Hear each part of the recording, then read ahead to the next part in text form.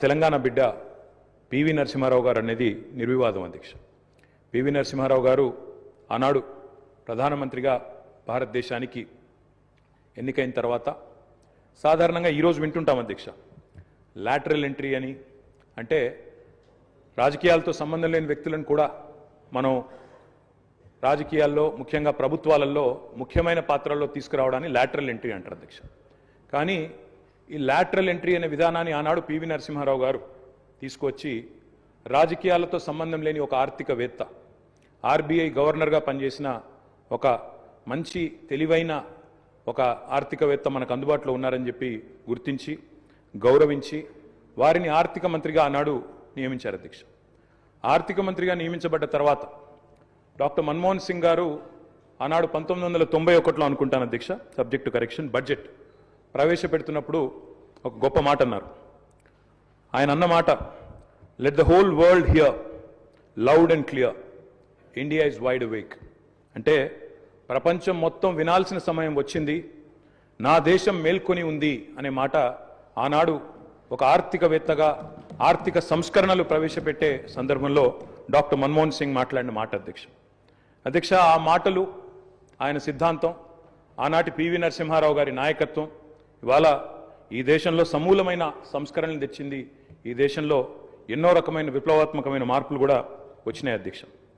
కేవలం 15 రోజులు మాత్రమే ఫారెక్స్ నిలువలు ఉన్న ఆనాటి పరిస్థితి నుంచి మొత్తం ప్రపంచం అంతా ఆశ్చర్యపోయే స్థాయికి దేశాన్ని పరిగెత్తించిన ఆర్థిక సంస్కరణ శీలి డాక్టర్ మన్మోహన్ సింగ్. అనవసరపు డాంబికాలు, అనవసరపు ఆర్భాటాలు లేకుండా, హడావిడి లేకుండా సింపుల్ లివింగ్, హై థింకింగ్ అనే మాటకి పర్యాయ పదంగా డాక్టర్ మన్మోహన్ సింగ్ గారిని మనం చెప్పుకోవచ్చు అధ్యక్ష.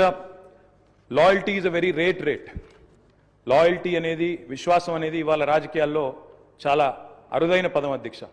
అట్లాంటిది తనకు అండగా నిలబడ్డ మరి కాంగ్రెస్ పార్టీకి జీవితాంతం సేవలు అందించిన ఒక మహానుభావుడు డాక్టర్ మన్మోహన్ సింగ్. ఎందుకంటే ఒక ఆర్థిక మంత్రిగా, తర్వాత ప్రధానమంత్రిగా 10 ఏళ్ల పాటు పనిచేసి మరి పూర్తి స్థాయిలో ఆ పార్టీ అధికారం కోల్పోయిన తర్వాత కూడా అంతే స్థాయిలో నమ్మకంగా, ఇందాక ముఖ్యమంత్రి గారు చెప్పినట్టు అవసరమైతే ప్రజాస్వామిక నిరసన కార్యక్రమాల్లో కూడా ఆ పార్టీ తరఫున ఒక సభ్యుడిగా పాల్గొన్న ఒక అభ్యుదయవాది, ఒక నిరాడంబర మనిషి డాక్టర్ మన్మోహన్ సింగ్ అధ్యక్ష. ఆయన ప్రధానమంత్రిగా ఉన్న కాలంలోనే మా నాయకుడు, మా పార్టీ అధ్యక్షులు, తెలంగాణ తొలి ముఖ్యమంత్రి కేసీఆర్ గారు దాదాపు ఒక 1.5 సంవత్సరాల కాలం పాటు వారి క్యాబినెట్లో మంత్రిగా కూడా పనిచేశారు అధ్యక్ష.